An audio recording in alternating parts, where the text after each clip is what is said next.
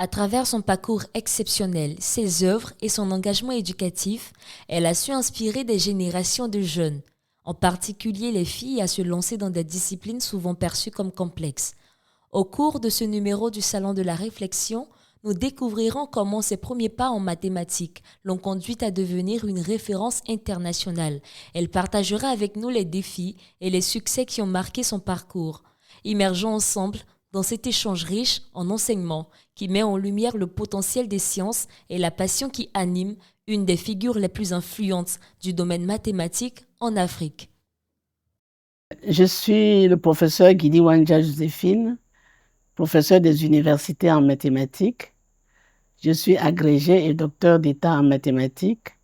Je suis doctorante en sciences économiques. Je suis en même temps ambassadeur du Comité international des femmes mathématiciennes, ambassadeur de la chaire de l'UNESCO pour la paix et ambassadeur de la fondation Bien vieillir en Afrique. J'ai été directeur de cabinet de 3 ministres, le ministre de l'Éducation et de la formation de base, le ministre des petites et moyennes entreprises, et puis le ministre de l'Enseignement supérieur et de la recherche scientifique. Et puis en dehors de ces hauts postes, j'ai eu plusieurs décorations.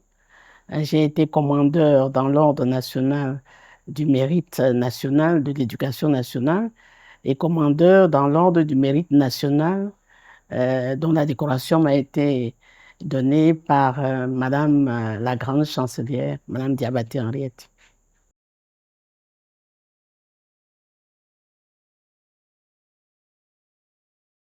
Il faut dire que j'ai eu une formation primaire à l'époque coloniale. Je me place dans le contexte colonial où ceux qui nous dispensaient des cours de mathématiques étaient des enseignants français. Donc, ils dispensaient le cours dans leur langue, donc ils maîtrisaient leur langue par rapport à nous. Et ce qui fait qu'ils expliquaient mieux les notions aux enfants.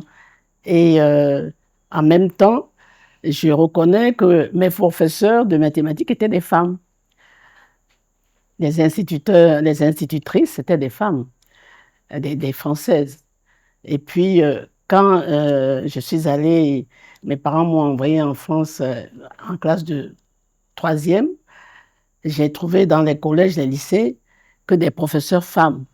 Et alors, donc, j'étais habituée à ne voir que des femmes au tableau, faire des démonstrations avec dextérité. J'étais pleine d'admiration et elles expliquaient.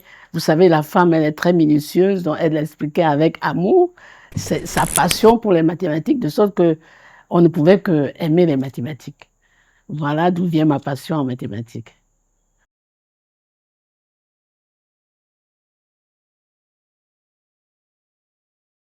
Oui, les difficultés, les obstacles, c'est quoi? Pour l'étudiant, pour tout étudiant, c'est d'apprendre ses leçons, c'est de passer des caps d'examen. Les examens, c'est toujours avec des stress, quelle que soit la matière où vous êtes et que vous suivez en tant qu'enseignant, qu'étudiant. Nous affrontons toujours des examens avec du stress. Et c'est quand nous sommes reçus qu'on exprime notre joie. Donc, ce n'est pas chose facile. En mathématiques, il faut apprendre ses leçons. Il n'y a rien à faire si vous ne connaissez pas vos définitions, vos théorèmes, hein, vous ne pouvez pas faire un problème de mathématiques. Donc, c'est ça.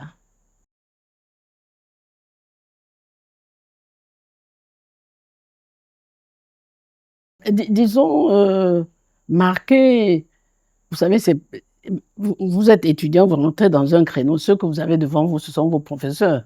Vous ne pouvez pas aller chercher ailleurs, hein. Donc, il n'y a que les professeurs qui nous marquent. Et la plupart de mes professeurs, surtout à l'université, c'était des grands mathématiciens, hein. Il y avait René Thom, qui était prix Nobel de mathématiques, qui a été mon directeur de thèse, en thèse de troisième cycle, comme thèse d'État.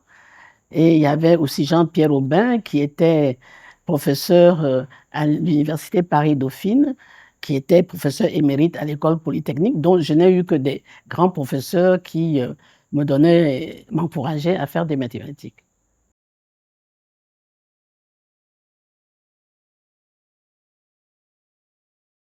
Les regards qu'on porte sur moi, c'est les regards qu'on porte sur toute femme scientifique, c'est-à-dire, elle sort de l'ordinaire et on se demande comment elle a pu arriver, gravir les échelons, y arriver.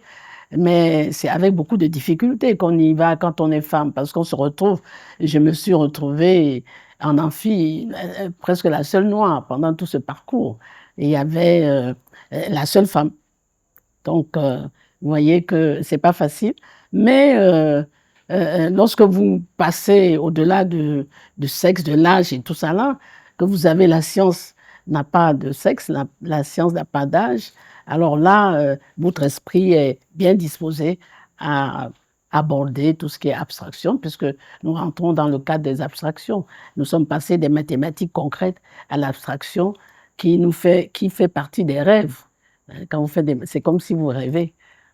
Donc, votre esprit est habitué et vous ne regardez pas si vous êtes femme ou garçon. C'est les esprits qui s'expriment.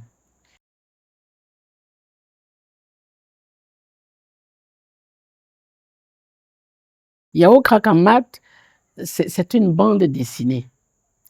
Je me suis dit, j'ai vu les difficultés que les enfants ont, autant à l'école primaire que dans le supérieur, avec les mathématiques. Et j'ai vu que très souvent, les enfants, ils ont peur, ils abandonnent les mathématiques par peur, ils ont peur de s'exprimer, ils ont peur de commettre des erreurs. Or, c'est dans les erreurs, justement, qu'on arrive à réussir en mathématiques. Donc, il faut rendre l'erreur, c'est-à-dire humoriser l'erreur. Et la bande dessinée était faite pour rendre l'erreur, disons, l'humour, traduire l'erreur par l'humour. Ce qui fait que quand on dit, par exemple, 1 fois 0, Yao, 1 fois 0, ça fait combien? Il dit 1 fois 0, ça fait 1. On dit, mais comment? Ça fait 1. Explique-nous pourquoi ça fait 1.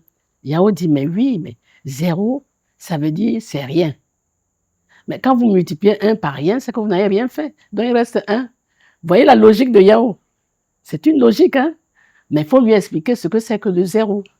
Quand c'est comme ça, le professeur doit lui expliquer ce que c'est que le 0. Parce que les gens n'ont pas toujours compris d'où vient ce 0, alors qu'on ne connaît que compter de 1, 2, 3, 4, mais il n'y a pas 0 dedans.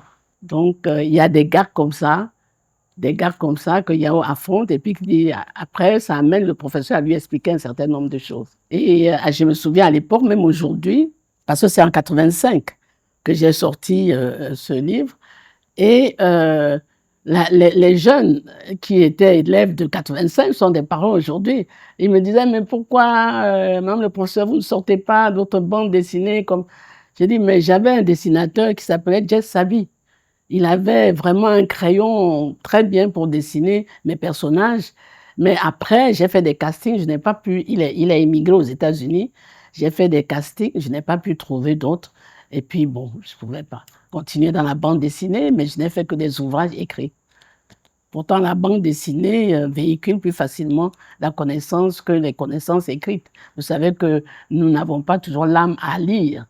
Voilà. Mais quand on voit une bande dessinée, les enfants veulent tous voir ce qu'il y a dedans. On peut relancer Yao Krak en maths avec d'autres sujets.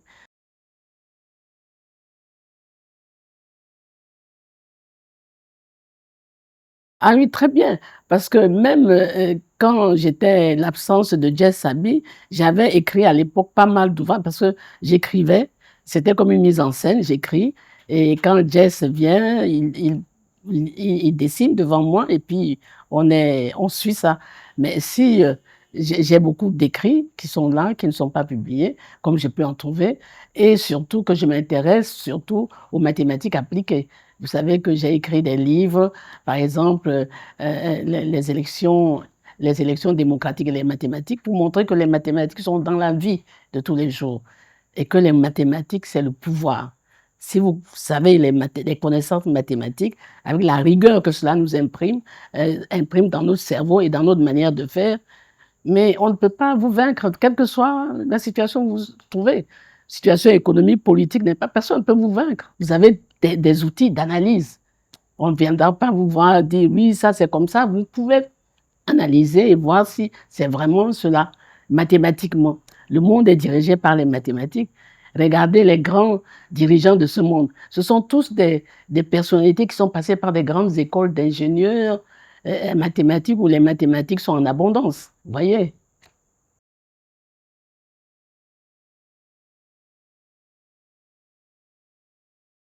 Vous savez, surtout nous les femmes, euh, lors des congrès de l'Union internationale mathématique, on s'est rendu compte que les femmes étaient peu nombreuses et qu'il fallait une dynamique interne des femmes.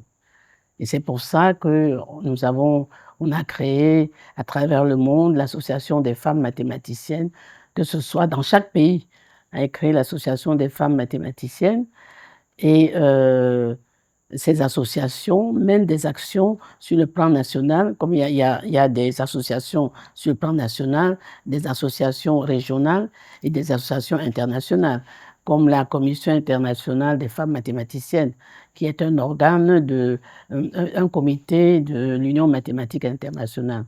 Donc, nous avons pris connaissance de nos faiblesses, les femmes, de nos difficultés en tant que femmes en mathématiques, et nous cherchons à trouver des solutions pour aider les femmes, pour dynamiser les femmes, pour les motiver, pour les promouvoir, parce que c'est pas facile. Vous savez que dans l'histoire même des mathématiques, les femmes sont venues tard dans les mathématiques. Pourquoi?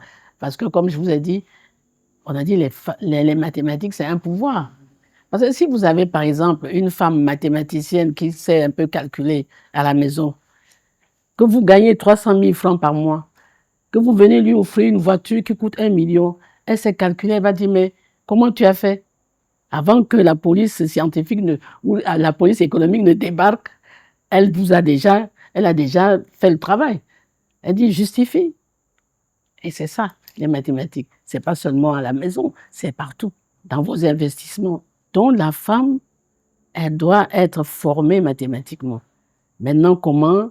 Et c'est à nous les femmes, parce que la plupart de nos jeunes dans les universités africaines, elles n'ont pas de mentor, c'est-à-dire quelqu'un pour diriger leur thèse. Donc les femmes se sont dit, bon, celles qui sont professeurs d'université peuvent accepter des thèses en Europe. Donc on peut prendre une fille qui est en classe de thèse, qui veut faire une thèse à Abidjan, et l'envoyer en France ou en Allemagne ou aux États-Unis pour faire sa thèse, puisque la spécialité ne se trouve pas ici. Et en mathématiques, il y a beaucoup de spécialités. Comme en médecine, il y a beaucoup de spécialités. Vous avez la géométrie différentielle, on vous parle de l'analyse, on vous parle de l'algèbre, on vous parle de la recherche opérationnelle. Et tous ceux qui sont dans ce secteur-là ne sont pas. Si vous êtes spécialiste dans la géométrie différentielle, les problèmes d'algèbre, vous ne connaissez pas, parce que ce n'est pas votre domaine. De la même manière qu'un cardiologue n'ira pas opérer, faire le travail d'un gynécologue, par exemple. Vous voyez un peu. Et c'est ce que le commun des mortels pense que les mathématiques, c'est les mathématiques, c'est un nom. C'est la théorie des ensembles qui est venue unifier les mathématiques. Parce que maintenant, on parle de mathématiques abstraites à cause de la théorie des ensembles. Sinon, avant, les mathématiques, on savait que tu es en statistique, tu dois faire ça, tu es ici, tu dois faire ça. Mais aujourd'hui, avec la théorie des ensembles, on a unifié toutes les mathématiques.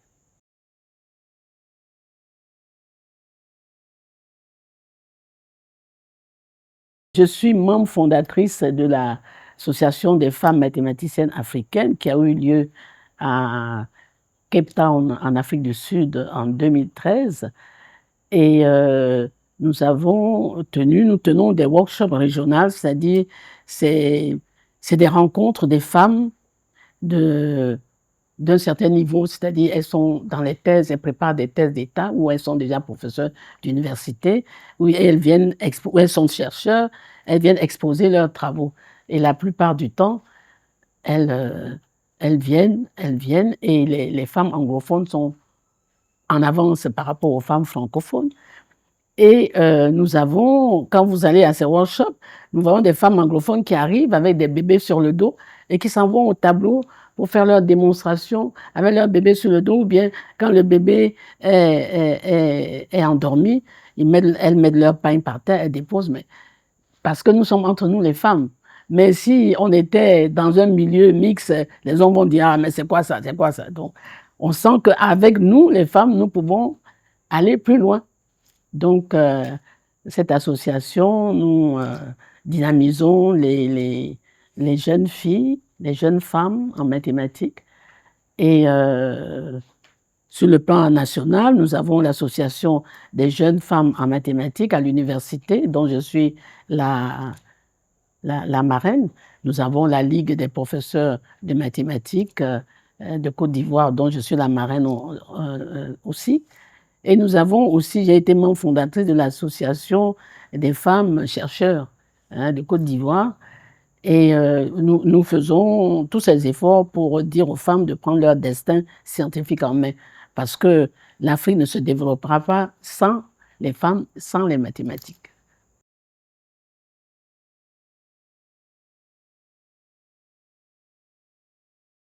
Il y a moins de femmes en mathématiques. D'abord, c'est des stéréotypes qui nous chassent des mathématiques. Ce sont des préjugés qui nous chassent des mathématiques. Et vous savez que j'ai eu des filles qui venaient en amphi, et puis 6 mois plus tard, elles s'en vont. Alors elles viennent, oui, madame, vous savez, quand on va, voilà, il y a une chahute, parce qu'elles sont peu nombreuses en amphi, mais quand elles passent au tableau, on les fait passer au tableau, les hommes les chahutent et tout ça là, donc elles sont un peu mal à l'aise et tout ça là. Mais il faut d'ailleurs les travailler psychologiquement pour qu'elles soient à l'aise. Hein, pour qu'elles disent, mais non, vous pouvez faire une erreur, mais l'erreur n'est pas, c'est ce qu'on doit faire dans la vie pour pouvoir avancer. Il n'y a pas quelqu'un qui ne fait pas d'erreur. Donc, il faut les encourager, on les encourage à affronter à pouvoir s'exprimer au tableau, à pouvoir, parce qu'en mathématiques, tu démontres, c'est pas du blabla. Hein, vous dites, soit X, Y, si tant à telle valeur, voilà, voilà, voilà. Donc, c'est dans le cheminement qu'on verra s'il y a une erreur. Mais si vous paniquez déjà, on vous pose un problème, vous paniquez, vous ne... Bon. Donc, il faut une assurance. Il faut bannir les stéréotypes. Et évidemment, autour de nous, nos collègues garçons, on leur dit d'être plus indulgents. C'est-à-dire, indulgent, ça veut dire, il ne faut pas mépriser la femme en disant, non, tu n'as pas appris, tu ne peux pas arriver. Non. Quand on fait comme ça, la fille, elle est perdue. Donc, il faut dire, vous pouvez aller, vous pouvez y arriver. Avec beaucoup d'efforts, vous pouvez y arriver. Et c'est comme ça, on y arrive toujours. Donc, il faut les motiver, il faut... Et puis en plus, vous savez, vous êtes bien placé pour savoir qu'en Afrique, généralement, on préfère envoyer le garçon à l'école que la fille. Parce qu'on se dit, oh, surtout de nos jours, avec tout ce qui se passe, les gens ont peur d'envoyer les filles à l'école. Vous ne pouvez pas envoyer une fille à l'école et puis en chemin, on connaît ce qui se passe. Et puis, le père a l'impression qu'il a mal investi. Il faut motiver aussi les parents. Les parents, que rien, une fille, nous disons aux filles, vous savez, vous naissez avec les mêmes cerveaux, les mêmes neurones, les mêmes quantités. Il n'y a pas de raison que ce soit l'homme qui réussit par rapport à vous. Évidemment, le cerveau humain, c'est comme l'ordinateur. Vous n'y trouvez que ce que vous avez rentré. Hein? Il y a le hard way, il y a le soft way. Le hard way, c'est nos cerveaux. Le soft way, c'est ce que vous mettez. Mais qu'est-ce que vous mettez? Vous mettez tout ce que votre environnement vous permet de mettre. Si votre environnement passe le temps à dire non, les femmes ne sont pas capables de faire, vous intégrez ça et vous réagissez en conséquence. Mais si vous êtes dans un milieu où les parents disent, mais toi, tu es une fille, mais tu peux aller. Elle y va. Et elle réussit. Donc, vous voyez.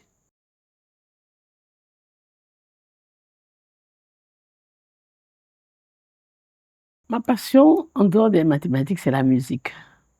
La musique et la danse a toujours été ma passion. Justement, quand on était étudiant, les lundis jusqu'à vendredi,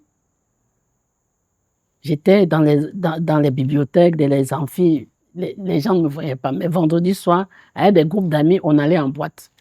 On allait en boîte, les gens me voient en boîte et puis après, les gens pensent que c'est comme ça, que je vis et tout. On vous voit vendredi soir, vous défoulez en boîte et tout. Et puis après, on dit, mais est-ce qu'elle va même à l'université? Mais quand vous envoyez des notes, vous avez des notes, vous êtes premier, vous avez 20 sur 20 en maths et tout, les gens disent, ah bon, donc c'est comme ça. Je dis, mais oui, Les maths ne vous disent pas de vivre comme dans une termitière, non. Les maths, au contraire, ça vous ouvre l'esprit. Même la danse, vous mettez en musique, et vous mettez la danse en mathématiques, si vous voulez. Vous mettez la musique en mathématiques. Voilà. Donc, ma passion, c'est la musique. Et vous voyez, quand je travaille, je mets toujours une musique. Quelle que soit la musique, hein, je suis habitué à toutes sortes de musiques. Les country music des États-Unis, ça me passionne aussi, comme la musique congolaise, comme la musique nationale. Hein. Voilà. Les Zouglous, tout ça.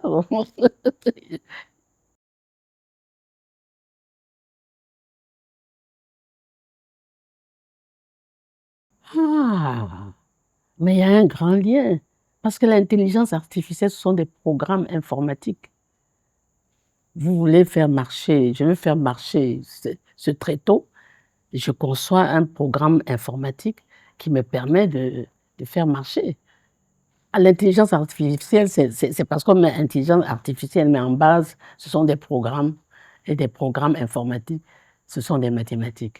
Vous voyez? C'est pour ça que je dis les mathématiques, c'est le pouvoir.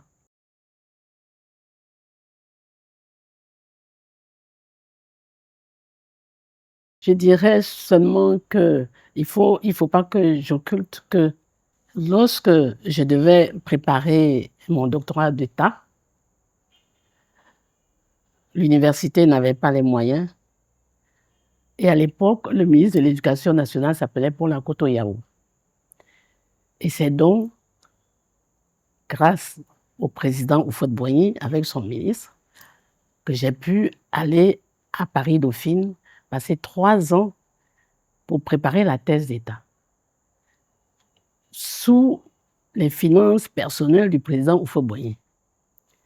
Il a dit à mes directeurs, ce qu'il demandait à mes directeurs de thèse, il dit, je lui donne une bourse jusqu'à ce qu'elle finisse ses travaux, quelle que soit la durée, parce qu'une femme qui fait des mathématiques, ça ne court pas les rues.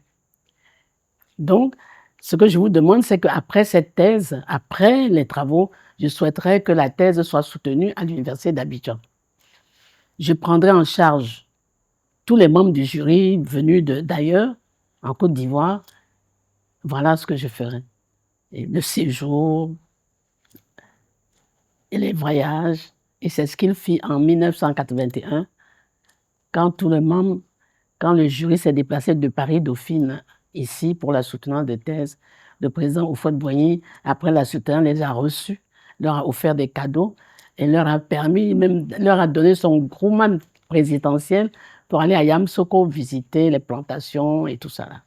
Mais les gens, ils sont partis émerveillés. Quel est ce président? Hein, émerveillés. Et il y a un autre fait, c'est que le président Alassane Ouattara, en 2023, vient de mettre mon nom sur une avenue à Abidjan. Alors ça, je crois que les deux présidents ont fait ce que personne d'autre n'aurait pu faire, sous la coupe de Dieu, bien sûr, hein, sous la coupe de Dieu, et c'est sur ça que je dis merci. Merci au président Houphouët-Boigny et merci au président Alassane Ouattara. Ces deux événements qui m'ont permis d'être aujourd'hui ce que je suis. Voilà.